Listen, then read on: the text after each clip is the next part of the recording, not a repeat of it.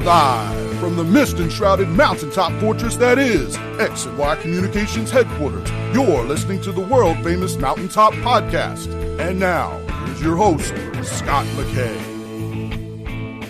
Greetings, gentlemen. Welcome to yet another episode of the world-famous Mountaintop Podcast. I'm your host, Scot McKay, at Scot McKay on everywhere, on X, on Facebook, except for Instagram, where I'm at Real Scot McKay. I guess I'm at Real Scot McKay on Threads too. And if anybody's actually on there, I know I'm not. So, hey, if you are, happy hunting, but you're not going to find me there, at least not yet, although I think I have a username. Anyway, enough about me. I have a great guest today. She's a new friend of mine. She's from Lynchburg, Virginia, not to be confused with Lynchburg, Tennessee. They do not make Jack Daniels in Lynchburg, Virginia. They make podcasts, and that's why my new friend Amanda Ludwig is joining me today. Amanda is a high-performance expert with a great story. Amanda, welcome to the show. Hi, Scott, with one T. Thank you so much for having me. You know, we were watching a movie where they were making fun of white people's names, and one of the first ones they said was, "Oh, and Scott with one T." That's a hilarious name. And my son just looked at me and said, "Whoa." I said, I'll take it. All press is good press. I mean, there's so little Scott with one T awareness out there that I'll take it. Yeah. Wrap it up. I'll take it. And, my name is Amanda, which was in the top 10 on the baby name list the year I was born, the year I will not mention, but the year I was born, it made the top 10 list. So my name was probably in that movie somewhere. But fortunately, my friends call me Panda, and there's not a lot of pandas around. So that helps out just a little bit. Yes. And your last name is first in the hearts of drummers everywhere. It is. And interestingly enough, I was in drumline in college, and I got to play a giant bass drum with, of course, the Ludwig name across the top. And so many of my friends in the audience, non-drummers obviously, thought that they had customized the drum for me, which was obviously very cool at the time. So yeah, I just have custom drums, made with my name on them. I'm good like that. I guess Beethoven files would love that name too. Yeah. So this is, you'll chuckle. I am a pianist. I was classically trained from the age of 4. And so somehow people make the connection with my last name to Beethoven's first name. And so regularly I will be asked, "Oh, are you related to Beethoven?" And I have to politely remind people that was his first name. So the likelihood of me being related is pretty slim. But I will tell you probably the worst time that connection was ever made, which is when I was being okay, you can laugh out loud when I say this, but I was being interviewed in the prelim for Miss America.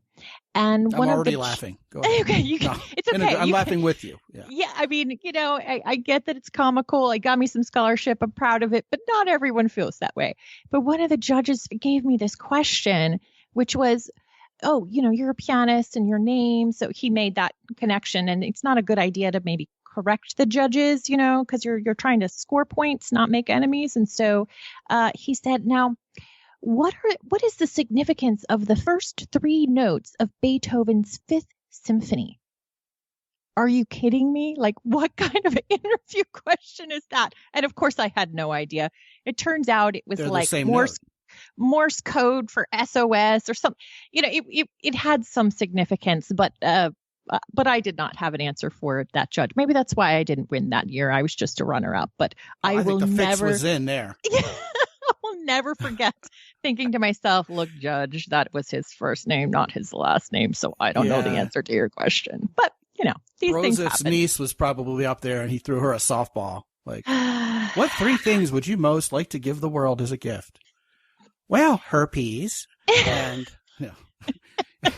okay, so we're moving right along. Yeah, you are a high performance expert, and you had a turning point in your life that was, as my good friend Dr. Mark Golston would call, a wake up call for you. Yeah. What happened? Enough of this fluffy talk about beauty contests. Yeah, we're gonna go straight downhill with this one. Well, I remember the occasion being in the doctor's office and them explaining, all of these things that was happening, the whole reason I was there for that appointment. And the doctor saying, do you understand? If you do not slow down, you're going to die. And I was in my 30s.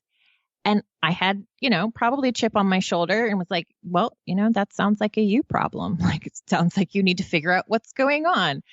And, in hindsight, and after now getting a medical diagnosis and having been in medical treatment for 2 years, of course, I'm able to see a lot more of what was going on with my health, how I was not taking care of myself.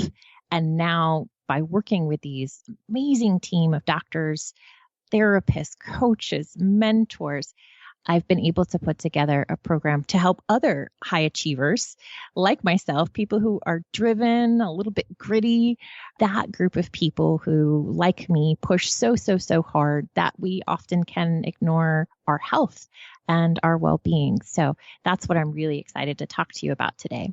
The type A personality. Yeah, the type.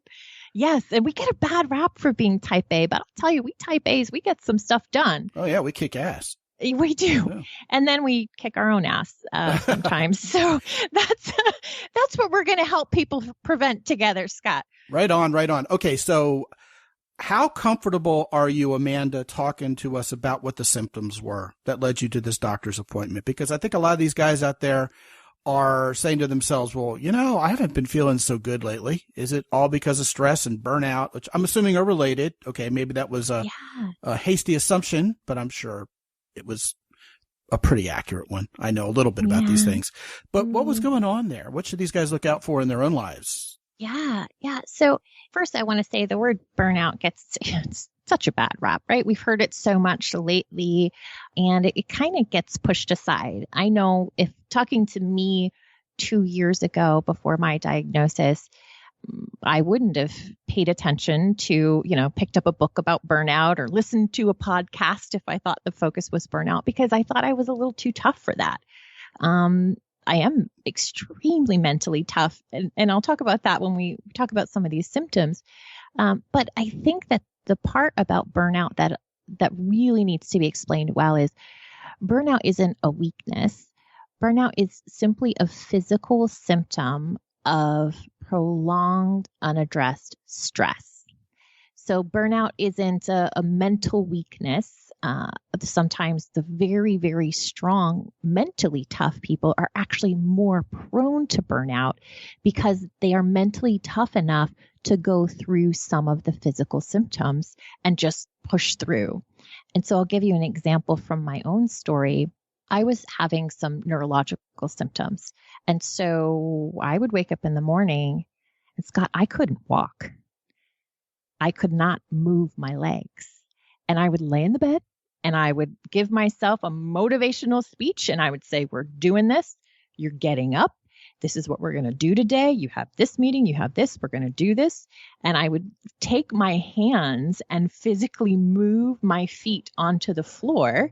And then I would kind of shuffle along until I could, kind of stir up some movement in my legs. You can't do that morning after morning if you're not mentally tough. And that's what I really, really want to stress to maybe stress isn't the right word. I shouldn't use that word. Underscore it. Yes. What I want to emphasize to your audience, is that, this burnout is a symptom of the tough. A burnout is a symptom of the high achiever when they don't have some of these things that we're going to talk about, when they're not coupling that with their achievement. So some of the ways that the physical symptoms can manifest is being unable to sleep or sleeping too much, just being exhausted.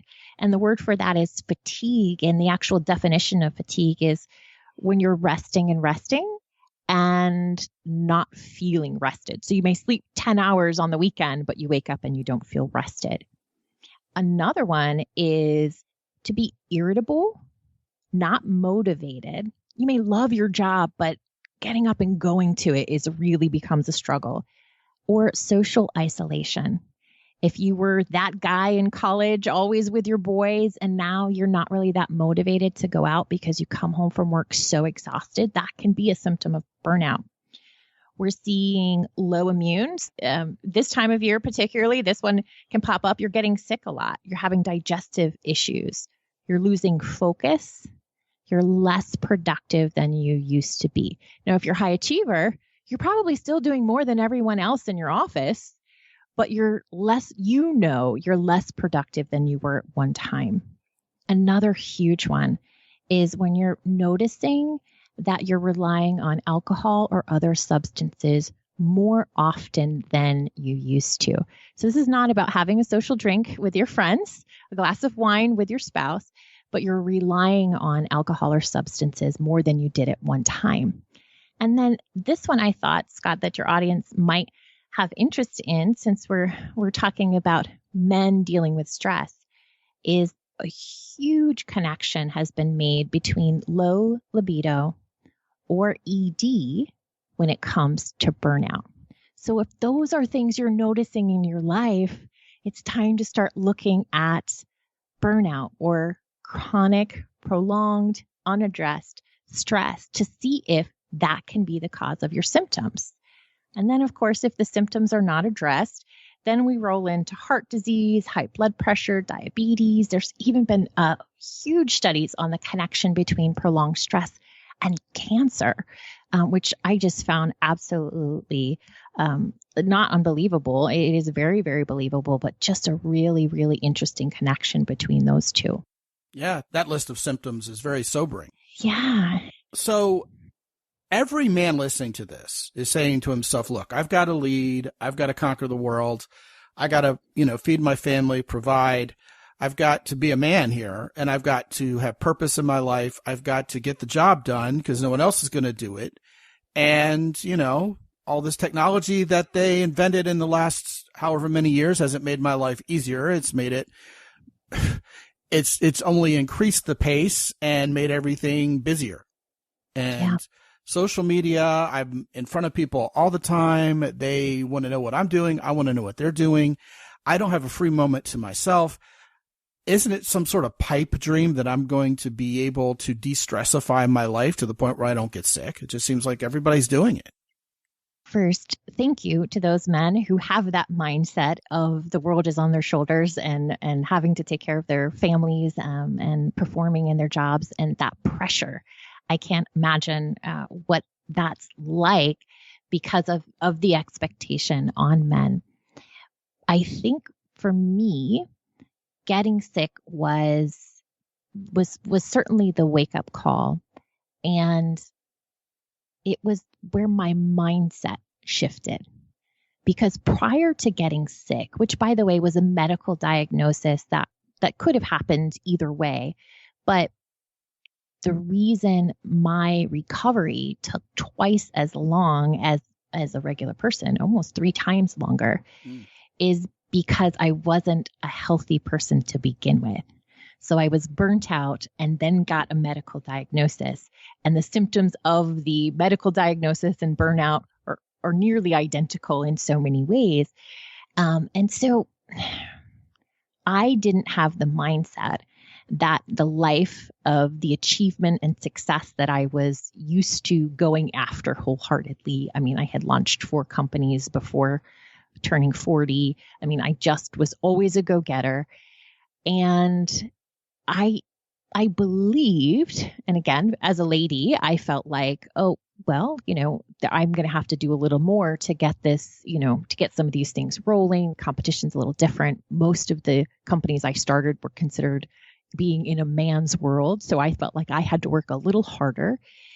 And I truly did not believe that I could have that much success or achievement and also have the life that I wanted to have. I genuinely felt like I had to make a choice. And I did make a choice. I chose the success and the achievement over building strong relationships with friends and family, over hobbies and things that I enjoyed. If it came down to, my girlfriend wanted to go to brunch or I needed to wrap up this work for my company, I always chose the work. So to your audience, I understand it feels like you have to make a choice. And I felt like that all the way up until the point when I got sick. And when I got sick, I had to sell my company and focus 100% on my health. And when I did that, my mindset started to shift and things in my life started to change, where I recognized I didn't have to make a choice between the two. I simply had to recognize that I was addicted to achievement. That was what gave me my sense of self-worth. It gave me a sense of purpose. And so that's why I was always choosing that over these other things. And when I started shifting my mindset and saying, you're going to have those things, right? Because if you're a high achiever, you're going to achieve. There's not really a question of that. You are going to achieve. And looking ahead at what did I want my life to be when I got on the other side of this illness? That was really the turning point where I was able to say, I'm going to continue to achieve. That's not a question. I'm doing more now than I've ever done. My book will be out in the spring. I've been doing, speaking to audiences about this topic. So wonderful things are happening in my life, but not at the expense of other things that bring me great joy. So that's the very first step. I don't work with someone and say, okay, you're burnt out, so now let's add 10 more things to your schedule. We're going to change how you eat. You're going to go to the gym 17 times a week. We're going to do mindfulness 3 hours a day. I mean, that's not realistic. That's not a good place to start when someone's already stressed out. The place we have to start is just simply believing that it's possible, that it's not a choice between the two. This is possible. And when we start thinking as if the life we want, that we can be rich, have rich, wholesome, full lives and generate wealth simultaneously, when you get to that point that that's what you believe, that's when you're ready to start making the changes. So I'm going to ask you a question that may feel like a curveball. You're a beauty queen, the whole Miss America thing, you were on that trail. You have the same last name that you did when you were a kid, beating that big old drum. And you already told me you don't have any kids. And you are a burnout expert. You have already said freely on this show that you basically focused on your career to the expense of all else. I think that's stereotypically a woman problem. We think of, that chick's going to be a spinster. She's going to get to age 40, wake up, not be a mom, not have a husband. And a lot of women are like, there's nothing wrong with that. That's the life I chose. Screw you and the horse you came in on for not being okay with that, because I'm okay with that. And yet, I think a lot of guys are also burning themselves out, thinking, okay, that's a man problem. I have to burn myself out. When women do it, it's a choice, and they're not exactly relationship ready because they're, letting their life be completely consumed by work. But for me, it's not like it's even a choice. I have to do it. So this is a two-part question, okay? And you can riff on it to your heart's content. What is the difference between how men and women experience burnout? And how's a guy supposed to be relationship-minded and choose a smart, successful woman when a lot of those women are headed in the same direction you were, Amanda? Wow. Those are great questions. I told you I was about to hit you. Yeah, I might need to pause. I mean, because women want to be smart and successful, and a lot of guys really do want a smart, successful, badass woman, right? And so what's Amanda do? I think that the huge thing that I really focus on working with people on this is that how men and women land in burnout is identical. The core reason is identical. The way that society views it is completely different. So for me in my life, I've been married. I was married twice. And I can say that while there were certainly other factors, that my achiever drive was certainly a contributor. Because if you are married, that spouse needs your time and attention. And when you're so devoted to your work, it's difficult to balance those two things. Again, if you don't have this other piece. So if you are just a high achiever, and it's great to be a high achiever, so I hate to say just a high achiever, but if you are a high achiever without this other element, then your relationships are going to suffer. So how society views men and women dealing with burnout differently, really the core element is, what is the motivation for that achievement? If the motivation for a woman to achieve on a very high level is coming from a place of insecurity, so they have something to prove, that is a problem. And it's a problem that men face as well. When they're not able to put aside the work, not able to check out from work to be present with their family, if the drive is from a place of insecurity and work, or whatever that achievement is, we're talking high-level athletes, this is not just entrepreneurs or executive leadership, it's any realm of high achievement. If the achievement is coming from a place of insecurity, where we have to keep achieving to sort of fuel our self-image, then that is not a healthy person. And so rolling into your second question about, how do men find a smart, successful woman who isn't burnt out, right? Because she's working so hard to climb that ladder. And I think that concept of where does the achievement come from? If the achievement is an overcompensation for some kind of an insecurity, then that's where you're able to detect if this is a healthy person that you may want to start a relationship with. And it's pretty easy to tell if the job is very demanding or if we've made the job demanding. And there's a difference. I'm happy to share with you the difference because I had to detect that in my own life. Some of us have very demanding jobs, but is it the job or is it our own demands that we've put on ourselves? That's really the difference. So if we're our own worst enemy, our own biggest critic, that's potentially a contributor to burnout now, isn't it? Yeah, it really is the underlying cause in so many realms or phases of burnout. And it is the underlying cause for so many people that I've spoken to on this topic. And so when you identify that is where you can start to have a shift and a different mindset toward what do you have to get done and what are you believing that, if you don't get this one thing done, the world's going to come to an end. You're going to lose your job and your house and everything's going to cave, which is very much often the mindset of an achiever. Everything is the most important thing when you are high achieving. What's the difference between being a high achiever and being a perfectionist? Those two are very similar. A true high achiever, in my mind, a successful high achiever, is able to differentiate between those things which are vital and necessary to get done and the things that we need to just let go with confidence. We can let some things slide. That is not a priority. And we can delegate.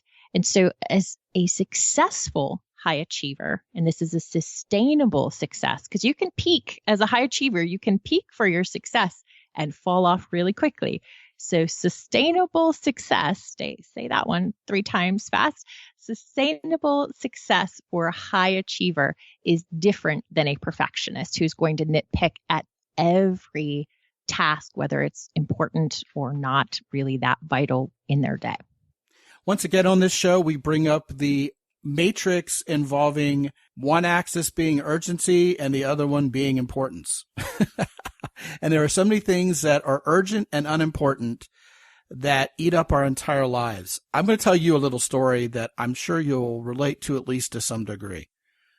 If I think of the 2 guys in my life who I know, in terms of people who I deal with when they're on the job, at least, okay? The 2 busiest guys I know who never have time for anything, don't have good solid relationships, never go on vacation, work 7 days a week for 15 hours a day, and it's never enough, and nothing is ever good enough, right? They're also the same 2 guys that if I call them to ask them a simple question, will hang on the phone with me for 30 minutes. And every time, we're done swapping, bench racing stories or whatever it is we've done for 30 minutes, I always hang up with them and then think to myself once again, man, that guy would be far less busy if he had far fewer calls like that one. And, I was the guy who was on the receiving end of the phone call. I enjoyed the phone call. But then I always remember afterwards, this guy is like the busiest guy I know. Who had time for that, right? And that's what he's doing. He's getting on the phone with people, creating this illusion of busyness, and he's just inefficient. Mm-hmm. So if you're going to be a high achiever, you can't be inefficient. Right? Yeah. Yes. So lots of people who burn out may also not have, as sad as this sounds, even achieved anything.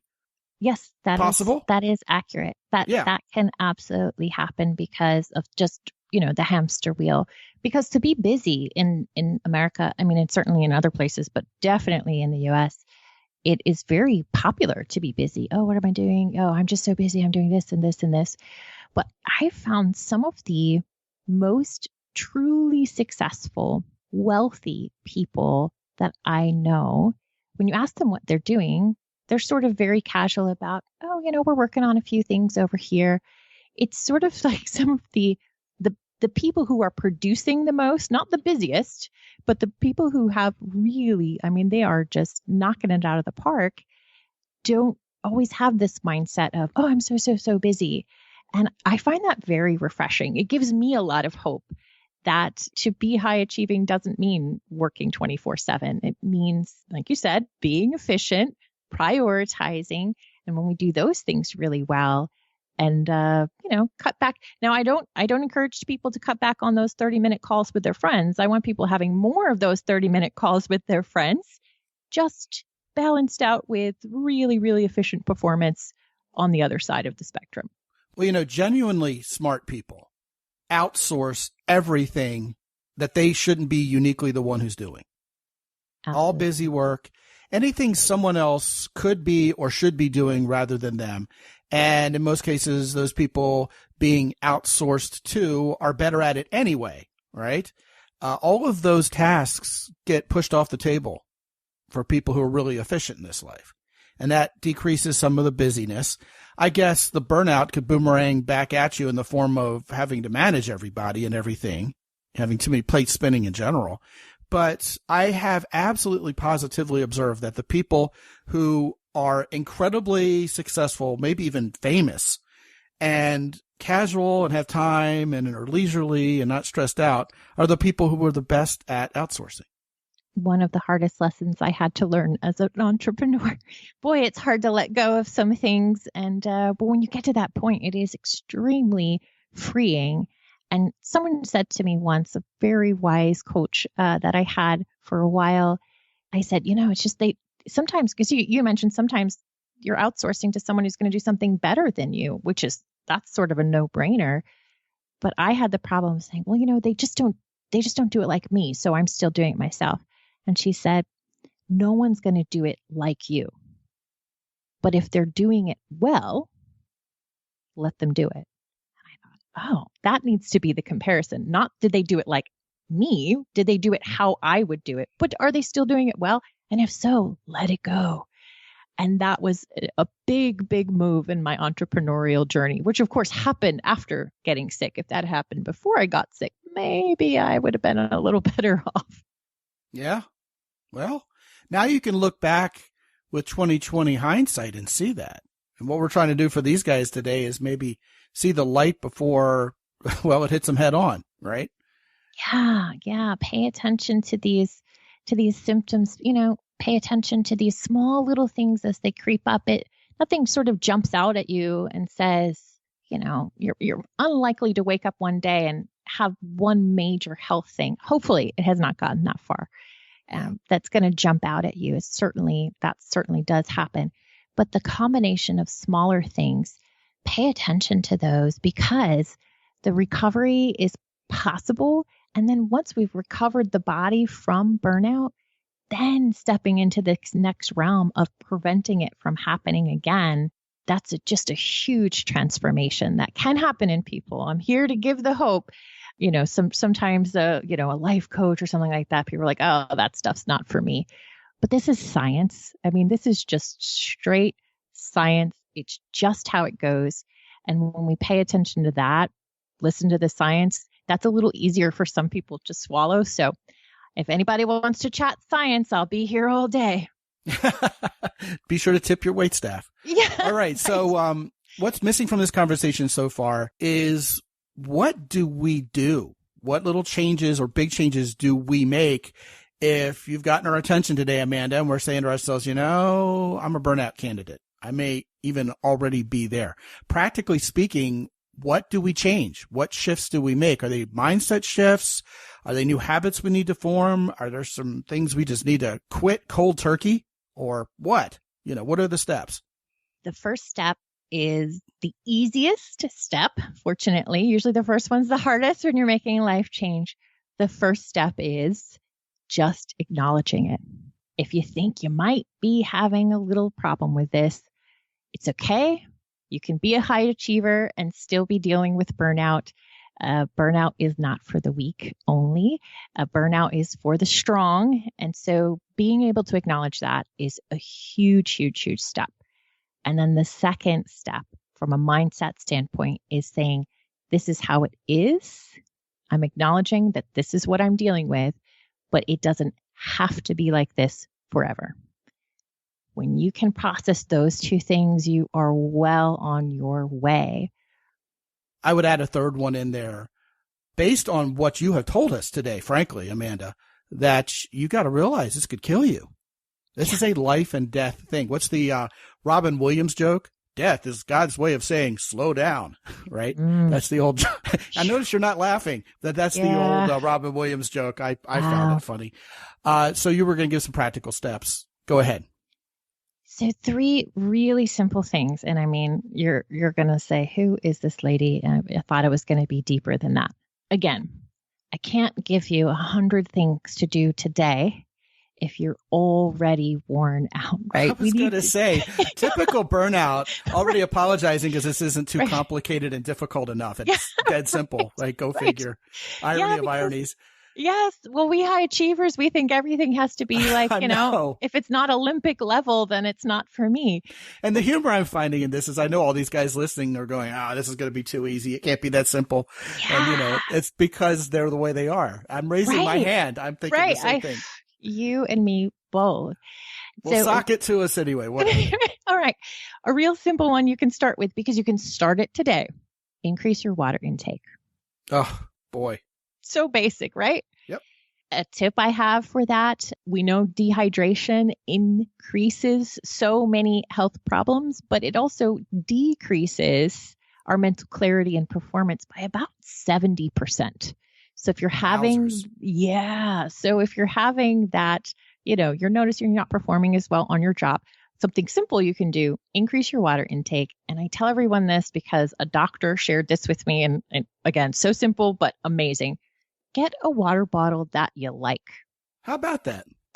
Well, a lot of men have like their favorite beer mug, or, maybe just your beer bottle. That's the shape of the bottle that you like in your hand. I mean, I know it sounds now there's weird. A biz op right there. I'm going to go into the water bottle business, and they're shaped like beer bottles. A beer bottle. I think beauty. It would be a hot seller. But you've got to love your water bottle. It's got to fit in the cup holder in your car. I mean, I know it sounds weird, but you might need to buy 4 or 5 and then be like, this is the one. I know that sounds crazy, but when I found my water bottle, it made a difference, and I haven't used a different one since. Get a water bottle that you like. And then I have to add a public service message here. Even though it may taste like water, cheap beer is not water, guys. It'll dehydrate you. Yeah. Stay off the sauce in general. Black coffee, caffeine, all that stuff isn't hydrating you. It's dehydrating you. It's dehydrating. In fact, I think that for every cup of coffee we have, we need to have twice as much. So if it's, 8 ounces of coffee, we need to have 16 ounces of water. That's You're going to have me drinking a swimming pool here real soon, girlie. I think you better move on to the next one. We get the point. All right. I like my coffee. Yeah. All right. Number 2, again, seemingly so simple, but it's getting to bed at the same time, waking up at the same time, and not just forcing yourself. It's 11 o'clock. I have to get in the bed. There is a lot of science that supports having a sleep schedule, what that does for our body. But I would add to that, have a wind down schedule. It's not, you're on the computer while you're watching TV, while you're sending messages on your cell phone, and at 10:59 and then 11 p.m., you're going to be in the bed. These guys are saying, I knew it was going to be complicated. Oh, right. Excellent. But you can make it simple. I will give you an example. I won't say her name because she will turn on, but it's spelled Alexa.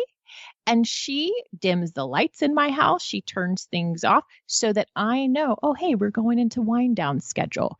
And slowly the lights dim and different things over a 45-minute period to let my body know, oh, hey, we're winding down for bedtime. Screens off. It's time to wind down for bedtime.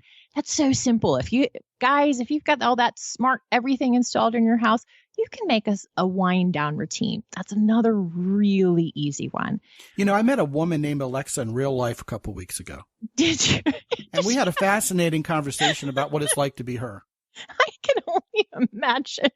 Well, I can't say the name because I made that mistake on a podcast one time, and she decided to chime in on the podcast, so we don't do that anymore. That's hilarious, though. Yeah. She thought we needed a little music and different things in the pod. It was not good. It was, yeah. So we don't say her name anymore. It's like Beetlejuice. Say it 3 times and your world explodes or something. Exactly. All right. So what's the third one? Third one, really simple. You don't need to change your whole diet tomorrow. Commit to eating one healthy meal a day. I know when I was, working in my office and I was door dashing every day, too busy for, thinking about a healthy meal. You don't have to completely change your diet tomorrow. Just commit to one healthy meal a day. If you're home more in the morning, it could be breakfast. Maybe it's dinner. Whatever meal it is, you pick. One healthy meal a day. If you can commit to that, you'll find your habits starting to change just naturally if you can make that commitment to one healthy meal a day. Brilliant. So simple. 3 really simple things that we could all start tomorrow. Her name is Amanda Ludwig in Virginia, and she's a high performance expert and named after our drum set. And you can find her on LinkedIn at mountaintoppodcast.com/Ludwig. You drummers out there already know how to spell it, Ludwig. And when you go there, you'll be able to connect with Amanda on LinkedIn. And I'll tell you what, this has been a great show. Bit of a different topic, and we kind of brought it around to relationships, which is always a positive thing. Relationships between men and women is what we major in around here. Amanda, thank you so much for joining us. Hope you'll come back. I really appreciate your time and helping me share this message today. Oh, you bet. It was a great show. You also have a very mellifluous voice. You said you've done some media in the past, and that always makes a show better when we have a pretty female voice on with us. The guys always appreciate that. Well, Scott, you can't tell anyone this. I used to be the sexy voice of ESPN radio. That was in my glory days. Wow. Yeah, I know that's my claim to fame that I don't typically claim. Well, hey, you just spilled the beans on that right now. I know. Yeah, it's out now. People are going to be looking it up, but you won't find it. It's been many, many, many years. If I could have found it myself, I would have, but it's all gone. The line. Do it. Drop the line. No, I cannot. I cannot. No, it's embarrassing. Just say something that you would have said on ESPN radio. Oh God, Scott, they were awful. It would always be like, going to a break or something, and I would have to go on and be like, I know it's hard to wait, but we'll be right back. Like ridiculous lines. Absolutely. I never wrote the lines, as you can imagine, because, it's all a bunch of dudes at ESPN radio. There was an ESPN radio ad going back probably 15 years. And I even thought to myself when I heard it on Sports Talk Radio that the woman talking just said the word radio in such a cute way. Was that you? It might have been. Could have been. That would have, I was probably, gosh, I have to think, how old am I? Yeah, it was probably. Just the way the word flowed out of her mouth was just kind of adorable. Between the 15 and 20 year ago range is when I was that sexy voice. So how about that? Wow. My wife does that. That's one of the things that's endearing about my wife. And these guys are sick of hearing me brag about my wife. Oh, well, I haven't heard about her. Tell me. There's certain ways she says certain words, which I just find incredibly endearing and cute. Aww. And I'm not going to imitate how she says it because it would just sound dumb coming from me in my, guy voice. But a corollary would be back in high school. I went to school in suburban Baltimore, and a lot of the girls called me Scot. Right. Right. Kind of give me that little pouty Scot. And I just always found Scot a lot more endearing than Scot McKay, get over here, you know. Yeah. Does your It's just a wife say thing. it that way? Does she have the little, or does A she? little bit, yeah. But it's a completely Aw. different flex. Yeah, completely different. Like That's adorable. the way she says it's time for bed sounds more like the E could be an A. Like it's almost like time for bed. Oh, Yeah, and I kind of think that's cute. that's And a little adorable. sexy. Yeah, Oh, yeah. it's adorable. Yeah. Well, next time we chat, it'll be, Time you'll for tell me bed. all the things. Yeah. Oh boy. All right. So anyway, we had a great show here. And if you guys want to check out Amanda, you go to mountaintoppodcast.com/Ludwig. Thanks once again, Amanda. Thank you, Scott. Yep. Lots of fun. And gentlemen, more fun can be had when you go to mountaintoppodcast.com, and you'll be able to check out what happened on the latest masterclass and get you a ticket for the next one, maybe. Also, if you haven't talked to me for free for 25 to 30 minutes, I'll tell you what, people tend to make New Year's resolutions and not keep them. And that's why I'm not a big fan of New Year's resolutions to begin with. If it's time for you to get the right woman into your life, gentlemen, not only do you already know that, but it doesn't matter what time of year it is to get started on exactly that. So go ahead, get on my calendar, get on my phone. Let's talk for 25, 30 minutes, put a plan together to get the right woman in your life. While you're at mountaintoppodcast.com, please also visit our three main sponsors, Jocko Willink's company, Origin in Maine, best jeans, best boots. You guys know that already. The keyport.com, always putting out new faceplates to dress up your 21st century everyday carry device. They've got new attachments. They've got new faceplates. I know a lot of you guys have already gotten your hands on keyports and love them, carry them every day like I do. Go to mountaintoppodcast.com, click on the link for those guys at the keyport and see what's new. You will not be disappointed. Also, they now have shampoo over at herosoap.com, and it is fantastic stuff. I'll tell you guys once again, you get one bar of this healthy, natural soap. And guys, it's not like I'm Pigpen from Peanuts comics or something and never take showers. I take a shower a lot, sometimes twice a day or more. And one bar of that soap lasts 3 weeks to a month. It's just amazing how long a bar of that really good soap lasts, and you'll smell like a man every time you use it. Visit all three of our sponsors at mountaintoppodcast.com, and when you do, use the coupon code MOUNTAIN10 to get an additional 10% off.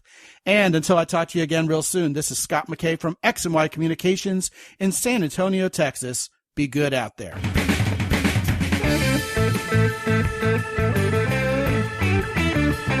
The Mountaintop Podcast is produced by X&Y Communications. All rights reserved worldwide. Be sure to visit www.mountaintoppodcast.com for show notes. And while you're there, sign up for the free X&Y Communications newsletter for men. This is Ed Roy Odom speaking for the Mountaintop Podcast.